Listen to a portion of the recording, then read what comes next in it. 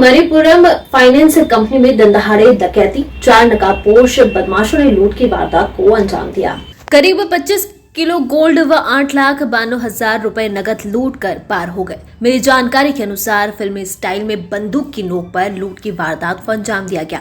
लुटेरों ने स्टाफ को बाथरूम में बंद कर 2 बाइक पर सवार होकर फरार हो गए। सूचना पर कोतवाली पुलिस मौके पर पहुंची। लूट के सोने में चिप लगी हुई थी, जिसकी सहायता से पुलिस ने ट्रेस कर महज कुछ घंटों में आरोपियों को दबोच लिया। दिन दहाड़े हुई इस लूट की घटना के बाद जहां शहरवासी दहशत में है, वहीं पुलिस सुरक्षा पर भी कई सवाल खड़े हो रहे हैं। करीब 3 बजे के समथिंग वो ब्रांच के अंदर घुसे थे। मैं इधर कस्टमर फ्री करके लास्ट में कोई कस्टमर नहीं था, खाना खाने के लिए लगा था इधर केबिन के पास में बैठ के पीछे की साइड बाथरूम के, और वो एविएशन गेट खोला उनको। तो वो पहले तो बोले मेरे को लोन लेना है, उन्होंने अंगूठी दी, हमने अंगूठी चेक किया एविएशन है, मैं खाना खा रहा था। एविएशन अंगूठी चेक करके वो जैसे बीएच केबिन में बैठ गए, जैसे बीएच केबिन में बैठे उसके बाद में मैं इधर जैसे झाँका ही पीछे क्या हो रहा है तो सबके गल लगा रखी और मेरे का आके मेरे गल लगा दी सर।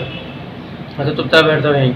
फिर चाबी के लिए वो स्टाफ से मांगा चाबी, तो स्टाफ ने बोल दिया कि इसमें रखी है ड्रॉर के अंदर। उन्हें थप्पड़ देने लग गए, तो स्टाफ के मेरे भी साथ थप्पड़ वगैरह दिए। फिर वो चाबी वहाँ से दे दिया। फिर उसके बाद में खोलने के लिए एबीएच को ले गए, एबीएच के साथ मारपीट करी और बोलते गोली निकाल दूंगा भी। तो उसने ब्रांच खोल दी, सेफ खोल दिया, सेफ का गेट खोला, फिर सेफ खोलने लग गए। उसमें दोनों मैडम थी, 2 लेडीज स्टाफ, उनको पहले नीचे बैठा दिया, फिर मेरे को उठा के ले गए और मेरे भी सर लात घुसे देने लग गए। तो कैसे इसको खोल और गन लगा दी सर कान के। फिर उनको खोल के सर मैंने खोल दिया, वो फिर गोल्ड लेके चले गए सर। फिर उसके बाद में उन्होंने कैसे घुसे थे हमको, जैसे एक जगह कर लिया, उन्होंने शटर डाउन कर लिया। शटर डाउन करने के बाद वो गोल्ड का 3 लोगों ने तो हमको एक साथ कर लिया, एक बंदा शटर को बंद कराया था। उसके बाद हमको भी जैसे पूरा गोल्ड ले गए, हमको पहले बाथरूम मेरे फ़ोन वगैरह सारे ले लिए, पहले आप बाहर रख दिया और हमको बाथरूम में बंद करके और वो बाहर से शटर बंद करके चले गए। सभी को किया था क्या बाथरूम में? हाँ सबको एक साथ, सबको गन लगा के चलो बाथरूम में चलो सबको। फिर आपने कैसे कॉन्टेक्ट किया लोगों से? नहीं अपने यहाँ इसमें गार्ड नहीं है क्या? गार्ड नहीं है सर। कितना गोल्ड था और कितने रुपए थे? सर अभी आकलन नहीं बता सकते कितने ले गए। हमारे पास 852 पैकेट थे, 852, 5 करोड़ 6 लाख के उसे 70,000 की समथिंग आउटस्टैंडिंग है इसकी, और 17 से 20 किलो की something gold branch total branch के अंदर। तो इसमें लगभग बहुत ज़्यादा गोल्ड गया। अभी पैकेट काउंट करेंगे जब भी पता चलेगा कितना गया। अंदाज कितना हुआ? 25 किलो बता रहे हैं पुलिस वाले। सर वो तो अभी मैं काउंट करके बता पाऊँगा सर। और नकदी कितनी थी? नकदी सर करीब 9 लाख के समथिंग कैश था हमारे पास। तो उसमें के जो कैश में रखा था वो गया, कुछ सेफ में के भी गए सर। ये जो सोना था ये पहले का था या अभी आया था? सर ये पहले से ही था यहीं पे। हमारे पास जो भी लोन होता है सब यहीं रहता है सर गोल्ड। ये वाइट गोल्ड है क्या गोल्ड है? ये अपना गोल्ड ही है। क्या नाम है आपका? मेरा नाम प्रहलाद सैनी है। क्या पोस्ट है? क्या पोस्ट है? मैं ब्रांच हेड की पोस्ट हूँ सर। ब्रांच हेड BH की पोस्ट हूँ। मणिपुरम गोल्ड लोन के अंदर 4 व्यक्ति घुसे, जिन्होंने वेपन की नोक के ऊपर सबको अपने कब्जे में लेके उनसे ये CCTV कैमरा को भी तोड़ दिया, शटर को डाउन करके उनको सबको एक कमरे में बंद कर दिया और उनके जो सोने का जो चेस्ट था उनकी चाबी लेके उनके सारा जितना भी इनके पास में सोना था और कैश काउंटर में कैश था वो इनके खुद के बैग में से भर के और लेके निकल गए। कुछ इनपुट्स मिले हैं, हमारी टीमें उनके हैं, लग रहे हैं हमारी टीमें लग रही है, देखते हैं क्या प्रोग्रेस होती है। सर कितनी लूट हुई? अभी प्राइमा पेशिया 8,92,000 कैश बता रहे हैं और करीब 17 किलो गोल्ड बता रहे हैं। तो सर विराटनगर विधानसभा क्षेत्र के पावटा कस्बे में विराटनगर विधायक इंद्राज गुर्जर ने प्रेस कॉन्फ्रेंस की, जहां विधायक का बयान सामने आया कि जो लोग हमें गद्दार कह रहे हैं वे अपनी गिरबान में झांके। उन्होंने कहा कि कुछ नेता कभी किसी दल में तो कभी किसी दल में, ऐसे लोगों का कल का कोई भरोसा नहीं है। जो नेता सचिन पायलट के नाम पर चुनाव जीत कर आए हैं वे आज सवाल उठा रहे हैं। बसपा से कांग्रेस में आए विधायक की कांग्रेस सरकार को बचाने की बात पर विधायक इंद्रराज गुर्जर ने कहा कि वे बचाने की बात करते हैं, उससे पहले वो ये बताया कि कांग्रेस का बनाया किसने। हमने सचिन पायलट के साथ मिलकर कांग्रेस के लिए मेहनत की है, जमीनी स्तर पर कांग्रेस को मजबूत किया है। गुर्जर ने कहा कि राजस्थान में मंत्रिमंडल का विस्तार किया जाना आवश्यक है। जो लोग कल तक मंत्रिमंडल में विस्तार की मांग कर रहे थे, वे आज पलट गए हैं।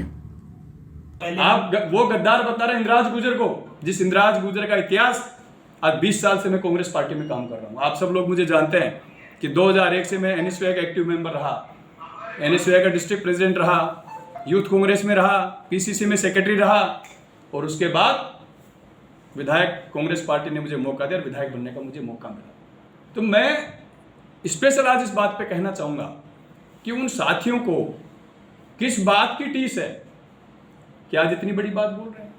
कल तो वो बात कर रहे थे मंत्रिमंडल का विस्तार होना चाहिए, आज एक दिन में ऐसा क्या हुआ? कल संदीप यादव जी बार बार ये बात कह रहे थे कि मंत्रिमंडल का विस्तार होना चाहिए, कार्यकर्ता की बात सुनी जानी चाहिए। तो कल तक तो उनकी बात सुनी नहीं जा रही थी, आज एक रात में ऐसा क्या हुआ कि उनकी बात को सुना गया और वो कह रहे मंत्रिमंडल का विस्तार नहीं होना चाहिए। हम तो उन्हीं की बात कर रहे हैं, हम कह रहे हैं उनको भी बनाओ। हम कब मना कर रहे हैं? हम कह रहे हैं संदीप यादव जी को बनाओ, राजेंद्र गुढ़ा जी को बनाओ, लाखन जी को बनाओ, जिनको बनाना आप बनाओ। लेकिन कांग्रेस पार्टी और हम लोग ये मांग कर रहे हैं बार बार कि आप मंत्रिमंडल का विस्तार कीजिए, पॉलिटिकल अपॉइंटमेंट कीजिए। आपको पता है कि बोर्ड में 3 साल का कार्यकाल होता है। अगर सरकार बनते हम बोर्ड बनाने का काम करते थे, बोर्ड निगम में सैकड़ों कार्यकर्ताओं को अपॉइंट करते, तो आज 6 महीने बाद उनका 3 साल का कार्यकाल हो जाता। 3 साल बाद हम उतने ही कार्यकर्ताओं को फिर मौका दे सकते थे। लेकिन 2.5 साल बीत चुके, जिले स्तर की नियुक्तियां नहीं हुई, नगर पालिका में पार्षदों की नियुक्तियां नहीं हुई। इससे बड़ी विडंबना क्या हो सकती है? यही मांग हम लोग कर रहे हैं। हमने कोई गलत बात नहीं की, पायलट साहब ने कोई गलत बात नहीं करी। हमने सिर्फ एक बात कही है कि मंत्रिमंडल का विस्तार होना चाहिए, सत्ता का विकेंद्रीकरण होना चाहिए, सत्ता का विकेंद्रीकरण होना चाहिए। सब लोगों को अच्छे विभाग मिलने चाहिए ताकि मंत्री लोग अपने परफॉर्मेंस दे सके। आज 10 मंत्रियों के पास ऐसे विभाग हैं जिनको मैंने 2.5 साल में कोई चिट्ठी नहीं लिखी, काम ही नहीं पड़ता। क्यों नहीं उनको भी आप विभाग दो?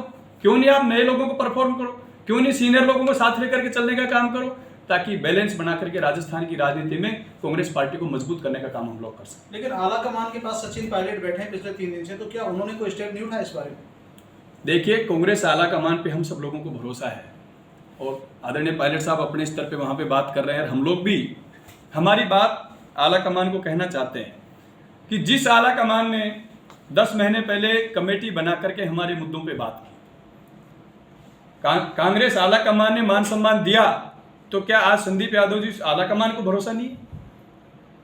आज हम लोगों को गद्दार बता रहे हैं, तो क्या आला कमान ने उस दिन सोच समझ के फैसला लिया था? तो क्या आला कमान के फैसले पर उंगली उठाना चाहते हैं?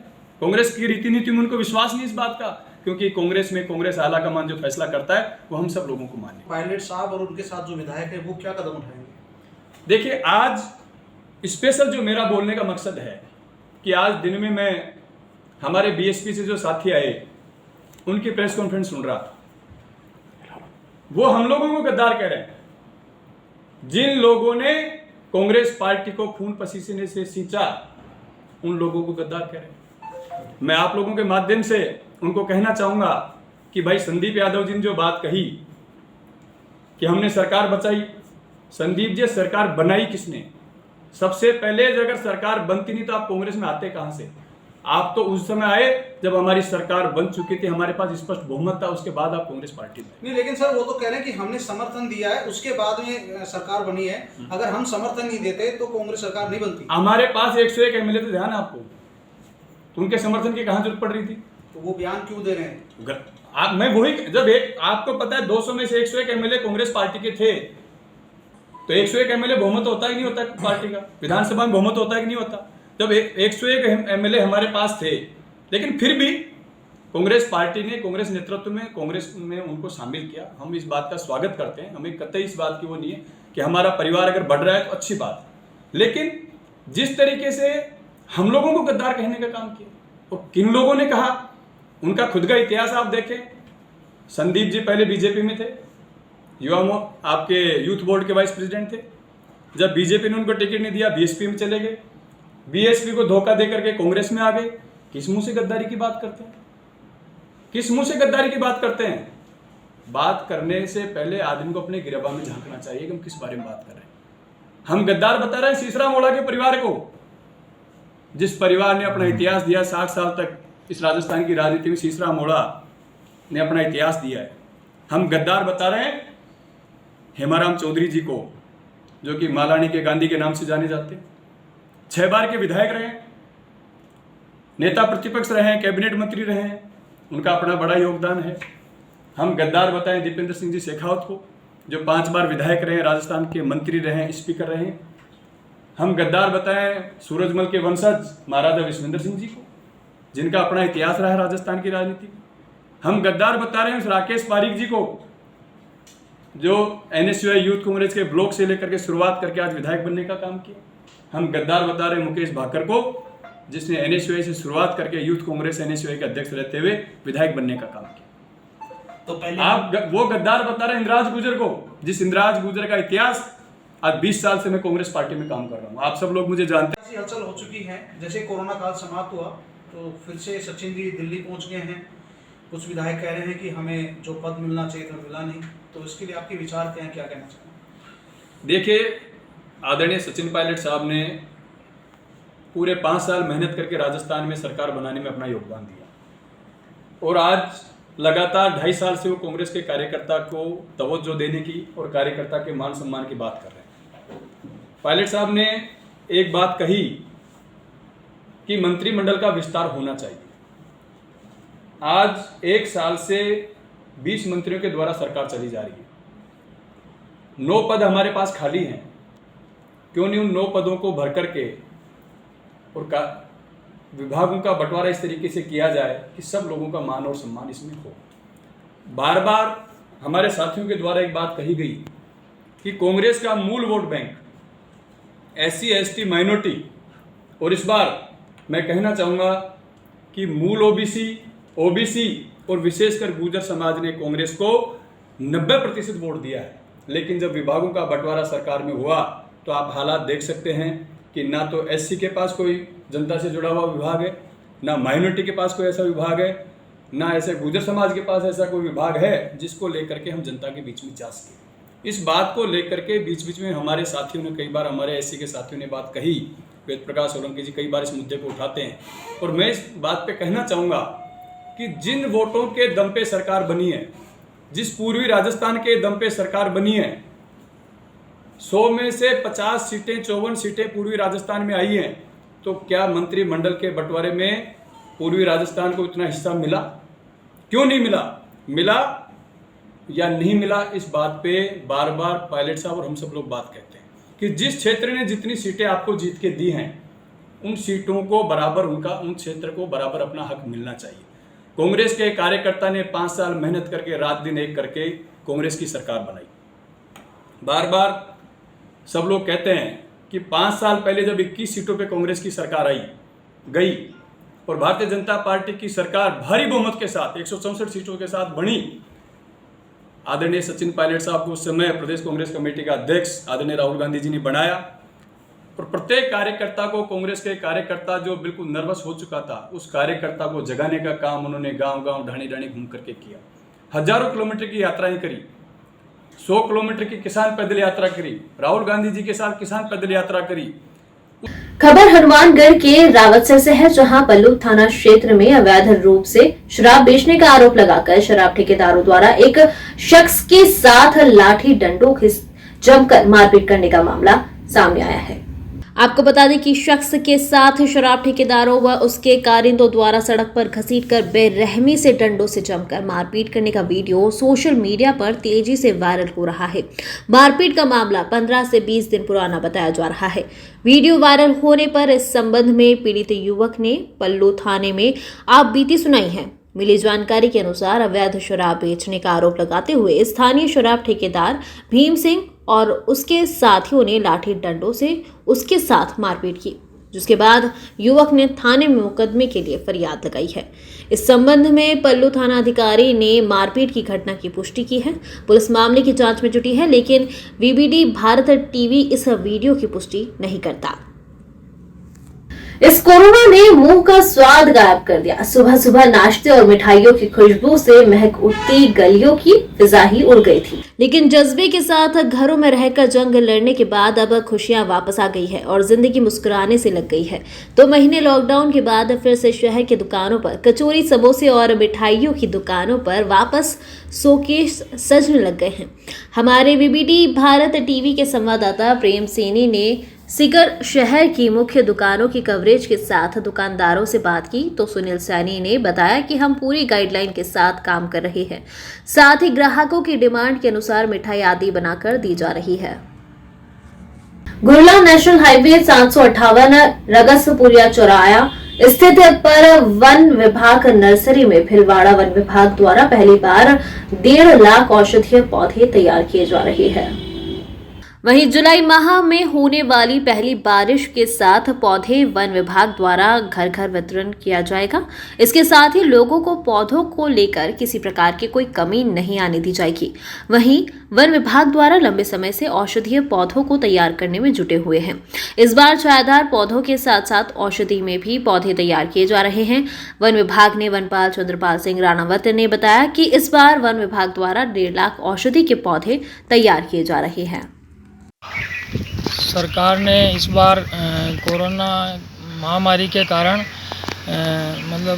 अपने जन जन औषधि योजना के तहत 1.5 लाख पौधे 4 प्रजाति के अश्वगंधा, कालमेघ, नीम, गिलोय और तुलसी, इनके गुरला नर्सरी में 1.5 लाख पौधे तैयार किए जा रहे हैं, जो जनता को निःशुल्क वितरण किए जाएंगे ताकि छोटी मोटी बीमारी में, सर्दी जुकाम खांसी में घर पर ही लोग इलाज कर सके, इनकी दवाई बना सके और ये निःशुल्क सभी पंचायतों में वितरण किया जाएगा। इसकी तैयारी चल रही है। अभी तक 50,000 थैली भर चुकी है और समय पर यह कार्य निष्पादित किया जाएगा और साथ ही वितरण का कार्य बारिश होते ही चालू कर दिया जाएगा।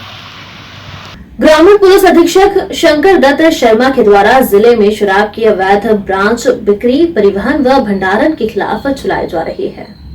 3 दिवसीय विशेष अभियान के तहत ज्ञान प्रकाश नवल अतिरिक्त पुलिस अधीक्षक दूदू के निर्देशन में कीर्ति सिंह, आरपीएस व्रत सांभर लेक के सुपरविजन में रंजीत सिंह, थानाधिकारी फुलेरा के नेतृत्व में टीम गठित की गई एवं टीम द्वारा सिनोदिया पुलिया के पास में अंग्रेजी शराब के 35 पवे जब्त कर अभियुक्त जोधाराम जाट पुत्र धनाराम जाति जाट 65 साल निवासी निठार वालों की ढाणी थाना फुलेरा को गिरफ्तार कर आबकारी अधिनियम के तहत मुकदमा दर्ज कर अनुसंधान शुरू किया गया। वहीं थानाधिकारी रंजीत सिंह ने बताया कि अवैध शराब रखने व बेचने वालों के विरुद्ध कार्यवाही आगे भी जारी रहेगी।